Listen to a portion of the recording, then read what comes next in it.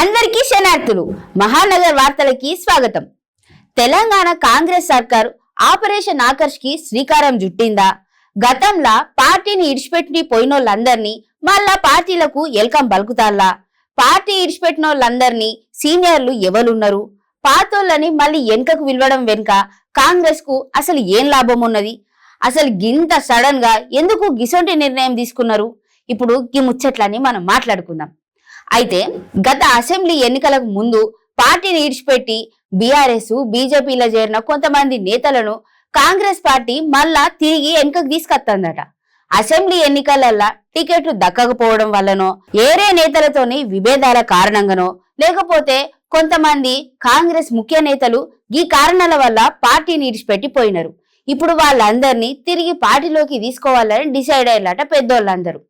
TPCC విస్తృత స్థాయి సమావేశంలో బట్టి ప్రతిపాదన పెడితే ఇక కార్యవర్గం అంతా ఏకగ్రీవంగా ఆమోదం కూడా తెలిపిందట. కాంగ్రెస్ పార్టీలా ఏళ్ల తరబడి పనిచేసి ఐడియాలజీ ఉన్న నేతలను చేర్చుకుంటే పార్టీకి మరింత బలోపేతం అవుతుందని పీసీసీ అనుకుంటాందట. అయితే మళ్ళీ పార్టీలోకి ఎంట్రీ ఇచ్చే పాత నేతలు ఎవరు?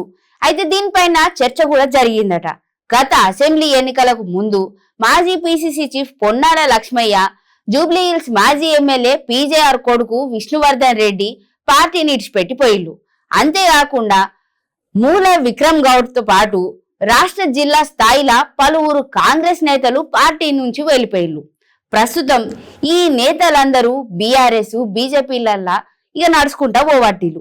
ఇప్పుడు వీళ్ళందరినీ మళ్ళా తిరిగి పార్టీలకు తీసుకొస్తారట. అయితే దీనివల్ల కొంతమంది నియోజకవర్గాలల్లా పార్టీ బలోపేతం అవుతుంది అనుకుంటారు. ఇక కాంగ్రెస్ అధిష్టానం అయితే ఇట్లా అనుకుంటానని చెప్పిళ్ళు. ఇప్పుడు దీనిలో భాగంగానే టీపీసీసీ విస్తృత స్థాయి సమావేశం పెట్టిందని చెప్పినా కదా, గన్లనే ఈ నిర్ణయం తీసుకున్నారట. ఎన్నికలకు ముందు పార్టీని ఇడిచిపెట్టి పోయిన వాళ్ళందరూ మళ్ళా వాళ్ళందరినీ కాంగ్రెస్ పార్టీ ఇక ఎంచుకునుడి పైన ఆచితూచి అడుగులు వేస్తుందట.